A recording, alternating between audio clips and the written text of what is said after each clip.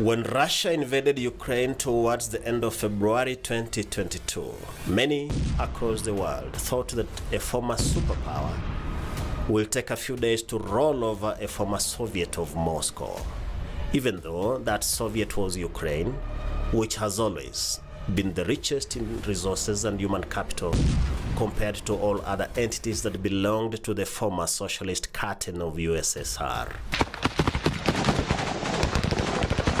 To the surprise of many, Ukraine has held ground, counting upwards of 21 months now. Today, as a full-scale war dissipates, turning into a war that is being described by President Volodymyr Zelensky as a frozen conflict, which may imply a war of attrition, Ukraine is moving ahead with other plans, including building stronger ties with African countries. Ukraine seeks a footing similar to what Russia has enjoyed in Africa for over 60 years. We don't want to force anyone. We want to be of benefit. When we speak about grain in Africa, we do not think that African countries are underdeveloped. No. Every nation has its strength and something that is only emerging to take shape through various deficiencies in the past, some natural limitations. If we are a developed agricultural nation and we can become a strategic partner to African nations, we would certainly take care of it. We would help our farmers grow their revenues, and we would also be interested in developing bilateral relations, natural resources that African nations are rich. KTN News was part of a team of media from 10 African countries that met President Zelensky to listen to his story. We also used this tour of Ukraine to establish claims that have emerged that during Russia's full-scale invasion, the Russian army took part in mass killing of civilians in some of the estates of Ukraine's capital, Kyiv. When we got on the ground, we came face to face with memorials that reveal the extent of atrocity committed against innocent civilians in Ukraine. This is that story.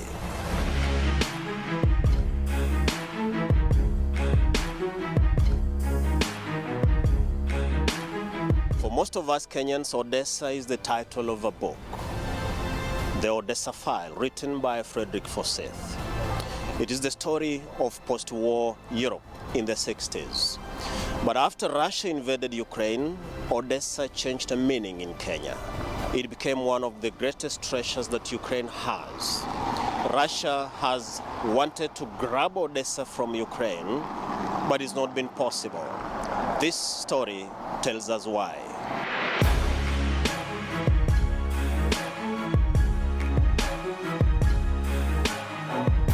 It is from this town that part of the wheat that Kenya uses is transported to the port of Mombasa. This is the famous Odessa. With 1 million inhabitants, Odessa is the third most populated city in Ukraine. And this here is the Odessa port. Russia has wanted this town because it has the sea routes to the port of Turkey in Turkey and the Mediterranean sea routes to Africa and other parts of the global south. Since the Russian war in Ukraine, Odessa has become famous owing to its strategic value, being one of 8 ports belonging to Ukraine that Russia has not managed to occupy. The other 5 ports are in Crimea and have been occupied since 2014. In total, Ukraine has 13 ports. This country has been under martial law beginning 24 February 2022 after Russia declared its full-scale invasion. And our tour here found that Odessa is one of the assets that this country guards heavily. We are told that security surveillance is everywhere here. Even if you don't see uniformed forces on the streets or along roads, neither do you come across roadblocks. Because of the state of war, the seaside of Odessa and the port are not to be filmed. You don't access this facility while carrying a phone, a camera, or any electronic gadget that records images. This reporting has been based on our observation using the naked eye, and this footage was shared by state officials here. A Russian missile shelled this hotel on the Odessa waterfront facing the world-famous Black Sea in September, 2 months before we arrived here. In total, Russia has hit the Odessa port 7 times since the war. Most attacks are delivered through guided missile launches. Despite the grain initiative deal signed in Turkey in August 2022 to allow ships from across the world to dock here and move grain, mostly wheat, to parts of the world including Kenya, Russia has continued attacking here, thereby derailing the initiative. You know, they start to block even before the war. They start block 2 or 3 weeks before the war. They announce some maneuvers, exercises, artillery shooting, that's it. And they announce through the notice to mariners. So it's very dangerous, you can avoid such areas. And then they block completely. In 2021, before the war, this port alone exported 1.3 million tons of wheat grain to the African continent. Figures that we got from the Ukrainian Seaports Authority show that in total, the ports of Ukraine exported about 50 million tons of grain in 2021. Since the war, Ukraine has not exported such volumes of agro-products, and that affects its clients, including Kenya. The Prime Minister of Ukraine describes that as a familiar Russian weapon of war, sentencing populations to lack of food and hunger. At a meeting with the journalists from Africa here at the Cabinet Office in Kyiv, Shmal said Ukraine has suffered this hand before and is calling on the world to stand with it to defeat such meanness. Many countries in Africa face now food problems, and this is the Putin regime who is to blame. And this hunger is one of the instruments within the vast toolkits of Russia to impact other countries. Ukraine knows that this is the artificially imposed hunger, because we in Ukraine have lived through a number of hungers organized by the Kremlin dictator Stalin. Data from Ukrainian Seaports Authority show how Ukrainian ports, including Odessa, were of great benefit to Africa before the war in 2021. Egypt, for instance, received 598,000 tons, Kenya 241,000 tons, Djibouti 196,000 tons, Libya 119,000 tons, Sudan 68,000 tons, Morocco 64,000 tons, Mozambique 41,000, Angola 21,000, and the ports also deliver thousands of tons to China and South America. After the war broke out, the Odessa port was blocked, meaning grain that was to come to Kenya and other African countries remained here for 6 months. When the grain initiative deal was signed in Turkey, thereby allowing a sea route of not more than 8 miles wide in the Black Sea, this port operated but below capacity. Russia kept derailing the deal through frequent attacks. Unfortunately, Russia is attacking civil vessels which carry foods across the world, but nevertheless, the alternative route has been used by 100 vessels who export our agricultural product to everywhere, including to Africa. We find the way. For sure we find the way. But also we cross the border on the western part of Ukraine by trucks, by railway. But you know, one vessel, 50,000 tons. It's not so big, let's say, 50,000 tons. What it means? It means 2,000 trucks. The biggest problem which we face it's our farmers. They do not receive grain from the sky. It's not a rain. They have to spend money to grow the grain. And for the moment, break even, the price cost of production little bit higher than before because of the price of energy, price of fertilizer. The Seaport Authority says the ports of Greater Odessa have been operating at approximately 30% of their capacity. We raised this issue at a meeting with President Volodymyr Zelensky at his office in Kiev. Mr. President, we know the challenges that Ukraine is facing over that port, but do you have an assurance as to whether this port will be returned to full operation for the benefit of the countries in Africa that receives goods through that port? We've achieved 4 million tons using Odessa. We'll see our partners know about our needs in terms of air defense, anti-missile defense. They know about our requirements that will help us make the Odessa port facilities and other ports in the area fully operational. So we're working on that. We are trying to grow up our opportunities. Russia hasn't stopped attacking the area, but they register casualties, vessels, aircraft. In addition, we work on insurances, risk insurance. We're working with the UK on that. We are working on mechanisms that would ensure risks to the companies, to the ship-owning companies.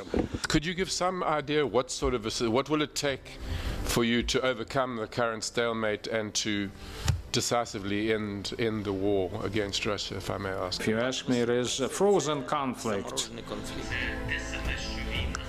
A frozen conflict is a war, however, without the possibility to repeal the enemy, without hope for the future, without hope of having investment. Because if you are in a situation of a frozen conflict, who is likely to invest into your country if there is knowing what had happened next? My first question is to ask you to clarify the question on Israel and Gaza. You made mention of Russia's schemes to distract the world from what's happening here in Ukraine. Are you categorically saying that Russia has a hand in the ongoing Israel-Gaza situation? That's one. And then still on Gaza and Israel, do you sometimes have a nostalgic feeling when you listen to the news or read what's happening in Gaza in terms of a bigger power? I mean, people who have edge, better technology, and the shellings going on in Gaza. Thank you. We cannot compare what is currently going on in the Middle East with the full-scale war in Ukraine. I won't compare the casualties. I want to be crystal clear. Full-scale invasion is, well, 20,000 children abducted and deported of Ukraine. What is going on in the Middle East could have been prevented. It's a fact. That's why I called it something that has been going on for years. Everyone knew that one day it would explode. Every year we hear statements at the UN, and every year you hear people calling for negotiations, but the overall result is zero. And that's exactly why I say that we see that Israel and Palestine is at war now because Russia and Iran had wanted so. That's my personal take on it. I have two questions. The first one is, I would like to know how much Ukraine has suffered in terms of the economy, revenue collection to be specific, compared to what was before the Russian invasion. Secondly, I would like to know why Ukraine took a neutral vote in the when the United Nations Security Council voted on the Israel-Gaza war a few weeks ago. Currently, the gap in our budget is about $40 billion this year. Can you imagine? This is what Russia did to us. That's a good signal. Our GDP is growing from 8 to 5% per annum. Well, let's be conservative, let's call it 5% per annum. I mean, the growth as compared to the previous year, that's a good signal. That is to say, economy is recovering and this gap is gonna shrink. Now, with regard to UN resolutions, I think that Ukraine acted very fairly. We made proposals to the resolution with an element of condemnation of the Russian aggression, but at some point in time our amendments were dropped, were crossed out.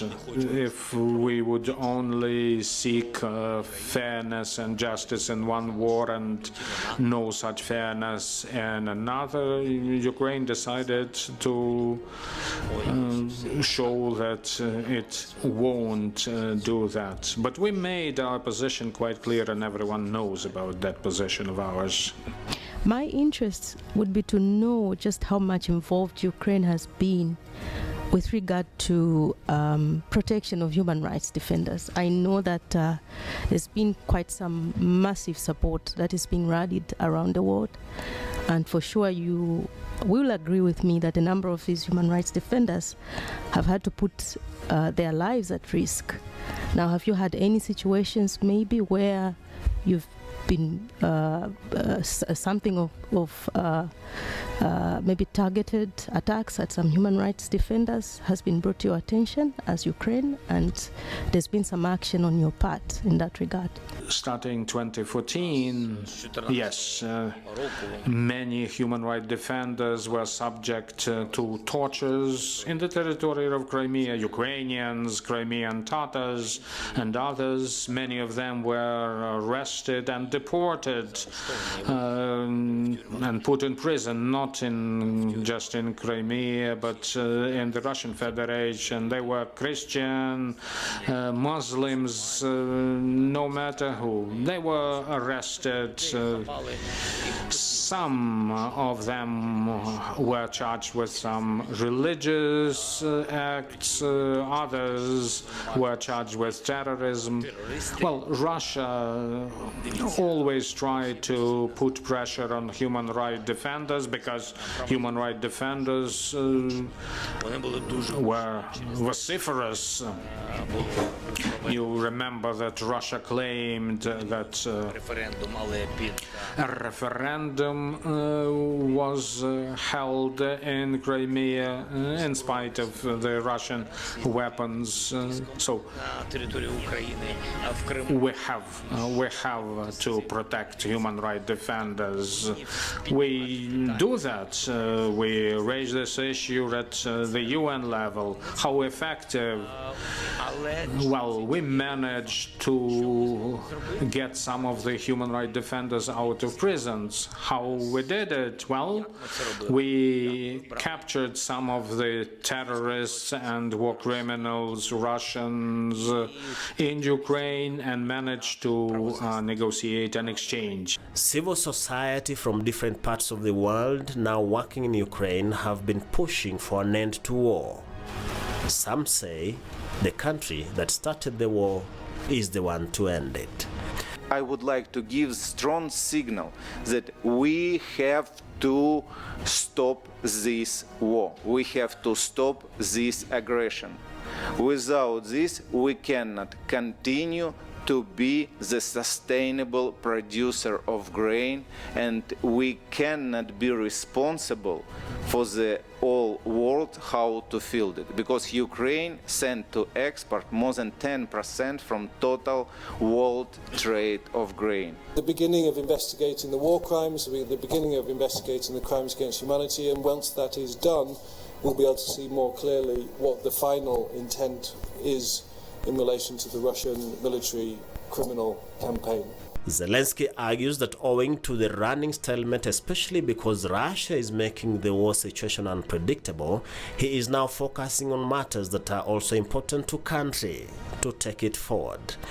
That includes building strong ties with Africa. There are many things, infrastructural projects, education was something that Ukraine contributed to, but nobody knew about that because Russia monopolized its relations with the African nations. What we want to do is clear this window and say, yes, we are now an independent state, we were weak, but we are going to eliminate this weakness and develop our relations. We have a good experience in educational capacities. Before the war, we have given higher education to thousands of African students, in particular in medical and engineering sectors. We stand ready to re-engage in our full-fledged educational cooperation with the African countries. We are now developing special educational projects.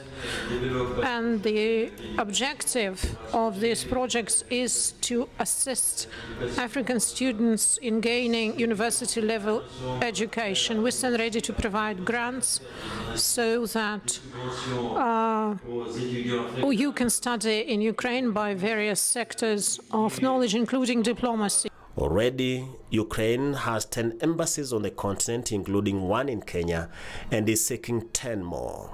His Minister for Foreign Affairs has visited Africa 12 times in 2023 alone. Diplomacy takes time, but I'm absolutely sincere that we are at a very early stage when quite a significant political investments has been conducted.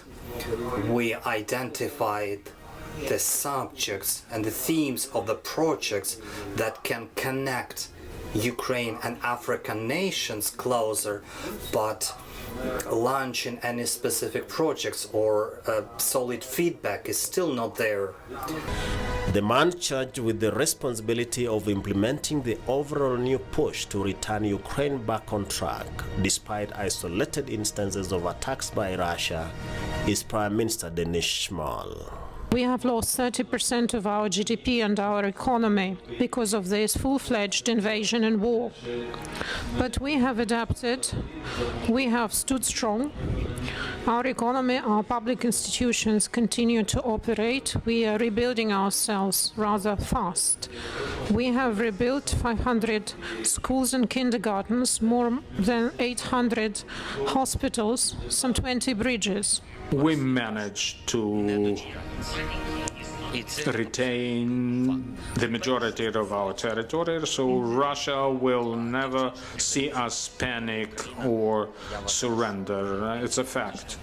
The Russian war in Ukraine is still on, but here in the capital city of Kyiv, life goes on as usual. We are told that you don't see a lot of people in the streets because it is the cold season of winter. If it was summer, you'll see a lot of people in the streets, working as usual. That speaks to the resilience of the Ukrainian people, that despite war, life must go on.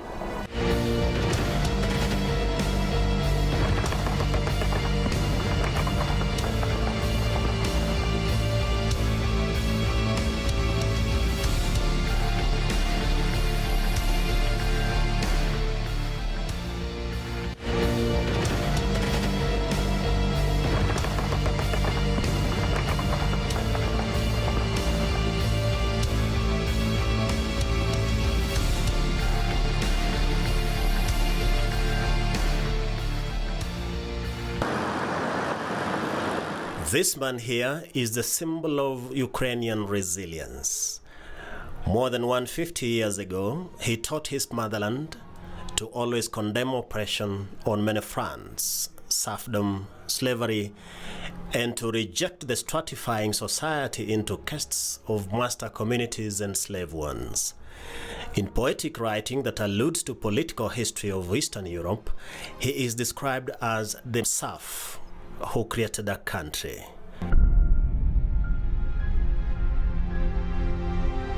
During our tour of Ukraine, where we met intellectuals, political leaders, and common men, we found that Taras Shevchenko is held in such high regard. When the Russian army arrived here towards the end of February 2022, bringing down Shevchenko's statue was on their cards. During his time, Shevchenko used his pen through poems and his painting brush in pictures to launch heavy criticisms against Russian czars and imperial oppression. And so the Russian army wanted his statue out of Kyiv. But despite valiant efforts, the statue refused to go down. When we arrived in Kyiv, it had tilted a bit and had an injury in the head. A few months after the Russian army withdrew from these estates of Kyiv, this painting emerged, a picture of a little boy bringing down a grown man in a karate debut. Little boy implying Ukraine and big boy implying Russia. It must have been done in honor of the father of Ukraine's resilience, who was a painter and a poet, Taras Shevchenko. That is the resilience that one sees in this country. It has held its ground against what has been considered a former superpower. And now political leaders are leading the way, speaking of moving the country forward. The fire of rebuilding on many fronts. When Russia was invading Ukraine, they hoped to conquer us in 3 days' time. But it is already 630 days that we are protecting our land. We have already liberated 50% of the earlier occupied territories, and we continue our counteroffensive, and we are liberating our lands. Over this time, we have destroyed more than 300,000 Russian soldiers and officers, almost 5,500 of tanks,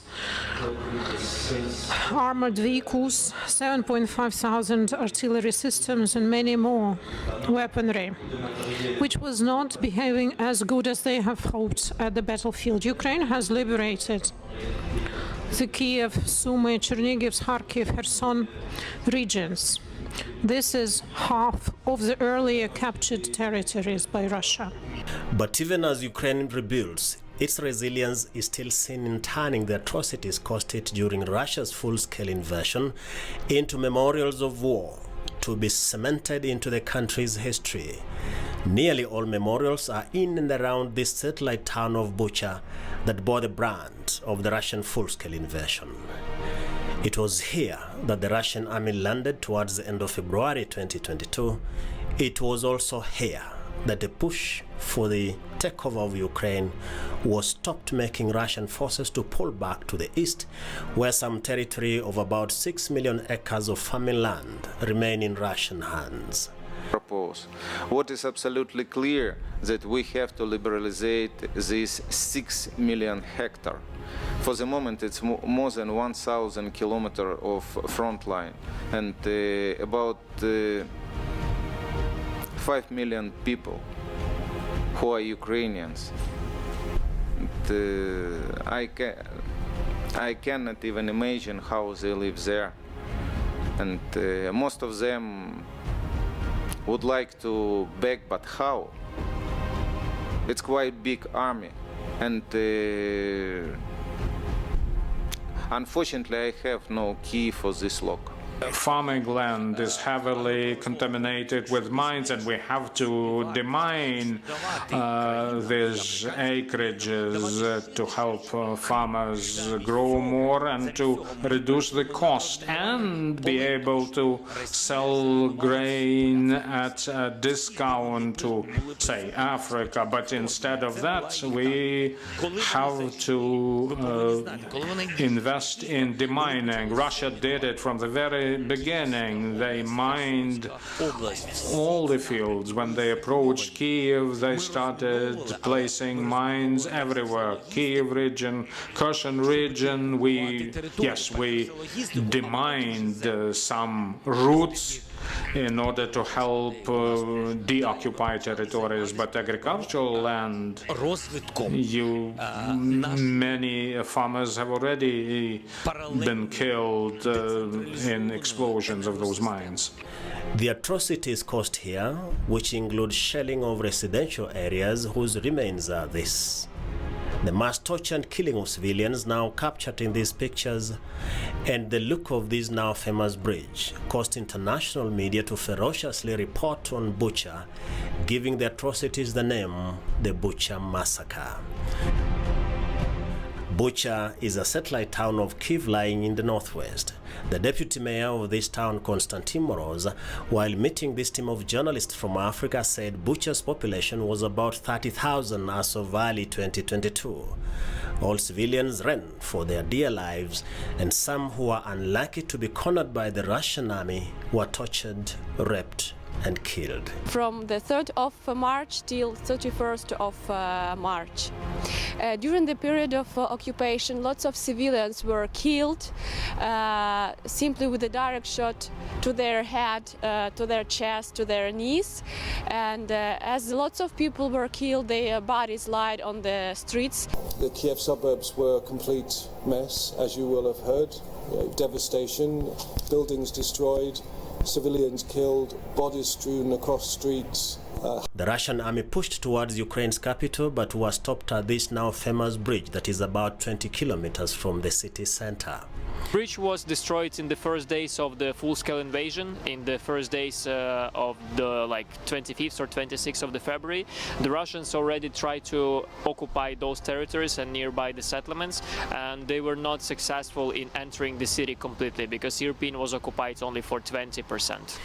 The most vicious battles of Bucha lasted from the beginning of the invasion on February 24 until March 31st, 2022, ending up with the withdrawal of Russian forces from these residential areas of Bucha, Irpin, and Hostomel. Russia has used a lot of tools to destroy a big portion of Ukraine renewables installations. So a lot of tools were used, starting with corruption ever since. I know a lot is said about corruption and attribution of corruption to Ukraine, but we view it as one of the instruments used against Ukraine, especially in the energy sector, and then looking for this murky business, murky deals, to use economic weapons or economic instruments against Ukrainian energy. Blackmailing, of course, you all saw that over the last few years. Political and economic pressure, and then buying assets to for the decommission, right? Not actually intending to use any assets, and then occupying and physical destruction. So when Wayne was speaking about genocide, it struck me about how close it really was to the energy, because what Russia does, it really deprives Ukrainians of the resources. And now, for the time of the full-scale invasion, it deprives of the right to use energy, utility services, everything that we in the normal world would use. Various accounts, including Ukrainian government records, indicate that from 500 to over 700 civilians of Bucha, including women and children, were brutally killed here. Some had marks of torture with hands tied behind their backs. If you want, I can later take my phone and show you everything. These people were staying on their knees, their heads were on the back, and they were all killed with a direct shot to their head. This is clear from the patterns of crimes. Involves attacks on civilians. These are not incidental to the campaign. They are an integral part of the campaign. We have more than 28,000 destroyed objects or damaged objects of the infrastructure, and 13,000 are already renovated. Between 7 and 8 million people left Ukraine in the first weeks of the invasion, running away from this mayhem. That alone is a matter that has been factored into the rebuilding process, where several citizens have been returning to their homeland. After the liberation of Bucha, lots of things changed. We had lots of things to do. First of all, that all was connected with their giving the back to make people come back to the city, because here were no light, no gas. If we look at the very first day of the full-scale invasion, we have it by hours as the situation proceeded. So it took them around 7 hours to occupy Kakhovka hydropower plant. It took them a little bit more than 12 hours to occupy Chernobyl nuclear power plant, which was unthinkable before, right? We know now the story about the occupation of the Zaporizhzhia power plant, in fact, the biggest nuclear power plant in Europe, and that remains unchanged for now almost 2 years, which is amazing in the modern world. No communal services, lots of buildings were destroyed. Now we have the same population of Bucha as it was before the full-scale invasion. So nearly 53,000 of people are living in the Bucha community at the moment. I would certainly want Ukrainians to come back as soon as they can. Recovery of Ukraine is an historic moment for us, and we would certainly be happy to see peace coming back to Ukraine and Ukrainians returning to their homeland. You say that not all the Ukrainians are likely to come back very soon. Well, we live in a free world, and I believe that the majority of Ukrainians will want to come back. We need to reinstate our sovereignty and territorial integrity within the internationally recognized borders. And it is one step to bring back the world order based on rules. It will not be the world where the big nations dictate their will to the smaller nations. We want to leave behind all the imperialist intentions, but we would like to assure solidarity and equal partnership relations. We want to wage and attain the fair, just peace, mutual respect, mutually beneficial decisions, and mutually beneficial cooperation ties. Victims of Russian brutality are many here, both human and infrastructure. In terms of numbers, it's a very difficult question to answer. What the OPG says, the prosecution say, I think it is around 120,000. But the reality is that the nature of these crimes make the numbers game a little bit difficult to actually play. The reason for that is, let's take the destruction of one house by a civilian house by the Russian military, intentional war crime. That's one case.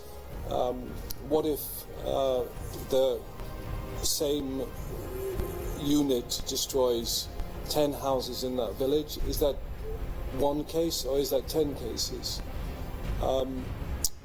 If a family whose house is destroyed in Kharkiv then runs to Lviv for safety and they report the case in Lviv, that gets registered as a case. But if the police then look at the house in Kharkiv and then report that, that also gets registered as a case. So I think the numbers game, what we know is that this is an overwhelming number. There's no doubt about that. To strengthen military capabilities is becoming one of the key components in the rebuilding process. Ukraine considers that such atrocities as this will be avoided when military defenses are of high standing. We are fortifying our military defense complex and capabilities. We've increased the drone capabilities in production more than 100 times, I mean combat drones. we have more expenditures to direct for our military defense complex. This is an increase of 7 times. When you are at war, you can't develop your infrastructure. You are in the game of survival. That's where we are. We spend our revenues for technologies and weapons. Yes, after the war, we will emerge as probably one of the most significant player in the security technologies, defense and security technologies, but this will happen after the war. This church stands as a key memorial of the atrocity here. St. Andrew's, of Christian Orthodox leaning, is now famous for the mass grave of civilians located in its backyard. From the early days of Russian invasion, as the town of Bucha was occupied, this church became a shelter for civilians. Later, its garden was used for burying hundreds of victims of Russian brutality that had been killed in their houses and in the streets. 116 people were buried here. There were kind of 2 tranches made, and all these bodies were buried here. Among them were children and women. After the liberation of the territory of Bucha, all these bodies were the process of exhumation started, and all the bodies were reburied at the central cemetery, but not all of them were identified. Because some of bodies were so much damaged that there was no opportunity to get their DNA information if, for example, their body was totally burned. Alongside the deliberate killings by Russian soldiers, many people here died from lack of medication, blocked supply lines, and other factors. Russian soldiers also forbade burying of the bodies as a way of intimidating the rest of the population. After the Ukrainian army had stopped the Russian guns from taking over the capital and they had begun to retreat, the residents here organized a more respectful burial for victims. Government records now indicate that in total 117 bodies of civilians were exhumed from this mass grave behind the church and were later reburied. Other memorials of Russian brutality here are the phenomenon in the residential estate of Irpin, now called the Vehicle Graveyard. Countless of cars owned by civilians were destroyed by the Russian army. Ukrainian officials say the cars were set on fire by Russian soldiers to hide evidence of the war crimes committed in Bucha and Irpin. Many of these cars had blood stains of people shot while driving. We call that location as a cemetery of the cars. All the cars are the civilian cars that try to be evacuated from Irpin.